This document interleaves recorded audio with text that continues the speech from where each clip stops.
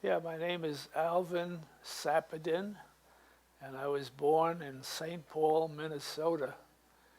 Uh, I was born on January 15th, 1920. It was the winter time, and my mother was busy baking at the time. But anyway, I came along and disturbed her baking, and she didn't even call the doctor in time, so a midwife had to come in to help with the delivery. And I was a little unique because I was the sixth child and I had five older sisters. And they were waiting for a boy, so I was the lucky one that came into the picture. And my father used to boast about the fact that Eddie Cantor had five daughters, but he had five daughters and he has a son too. So he did better than Eddie Cantor. Uh, Now, what else do we want to know about me? Where else have you lived other than? Well, I lived in St. Paul for until I was 11, and we enjoyed it because we enjoyed the winter. We did a lot of a little skiing and sledding and ice skating, and if it got too cold, the boiler broke at school, so we had a chance to do some more outdoor activities. And the summertime was very hot in St. Paul, but we had a lot of uh, lakes. It's the land of lakes, and we managed to get to one or so. So we did swimming in the summertime and a lot of outdoor stuff in the wintertime. Uh, in fact, in the wintertime, if we couldn't get to the public skating rink, we used to flood our backyard, and we managed to skate in our backyard. So there was a lot of activity. The neighborhood was a typical neighborhood of one family, two family houses. And interestingly enough, I always wanted to go back and see what it was like.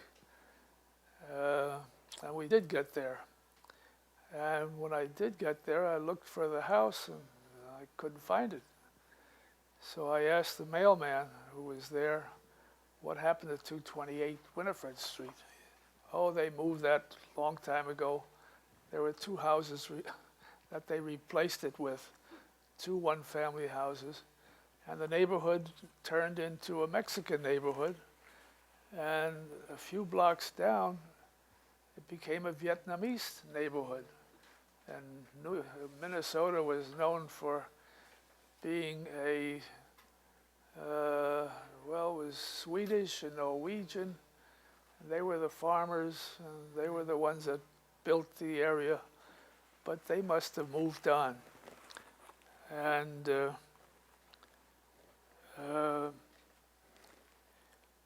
now you wanted to know something about my father's work? Yeah. How did your parents meet? How did what? How did your parents meet? How did they meet? Yeah. Oh, I'm not sure I know the whole answer because my mother grew up in Philadelphia, Pennsylvania, and as a child she went to kindergarten. So she got her education so that she was able to read and write, like anybody else. And as a result, she became the secretary wherever she got involved with any activities, including the temple. My father, well, I know he came from Russia. Where they met, well, they must have met in New York City because that's where they got married. And they lived in New York City for quite a while. And that's where my oldest sisters were born. And then my youngest sister was born in St. Paul, and I was born in St. Paul also. So where they actually met, I don't know. At that time, they never made big fusses about weddings and stuff. So they didn't have, well, we do have a picture of the two of them. Well, I had it here. Yeah. And well, they went to St. Paul because my mother's brother lived in St. Paul, and her family seemed to congregate in St. Paul, so they moved there. But then we went through a depression period, and my father had to get rid of his business. The business that he had was pants and vest manufacturing, and we used to get a kick out of going up to visit, and we would visit his factory and watch them make pants and vests, and also watch the presser finish the product. So that was quite a novelty for us as kids.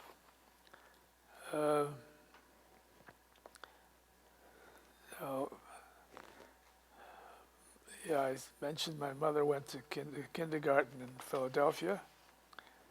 Okay. Did your mother have a job, or just What's your that? Did your mother have a job, or just your father worked? Did my mother have? Oh, she never had a business. She used to work with.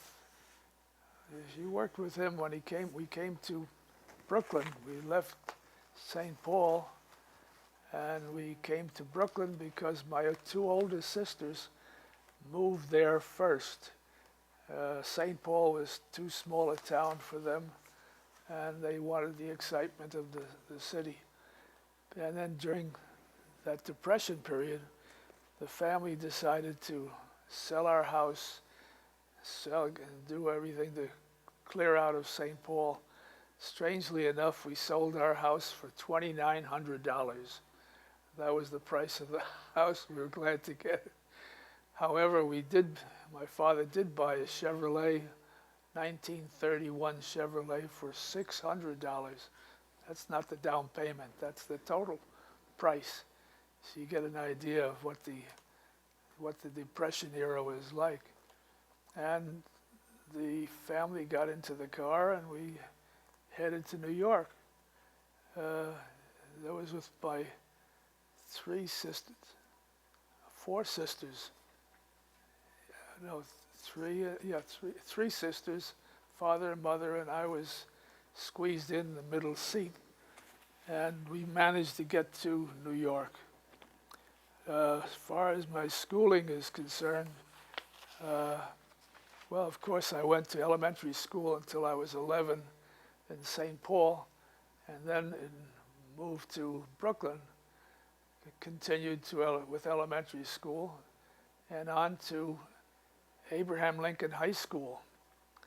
That was an interesting school because it was brand new, and they introduced Hebrew as a living language. And therefore, I was able to go there, even though it was out of our district. And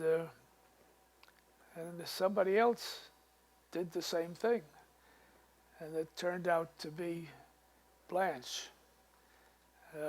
We met because she was in a play, a Hebrew club had a play, and I was a photographer at the time, and I used to take the pictures of groups and football games and stuff.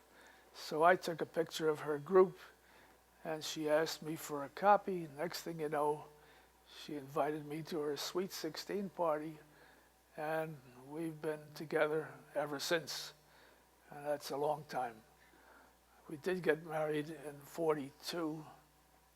1942, right around the wartime.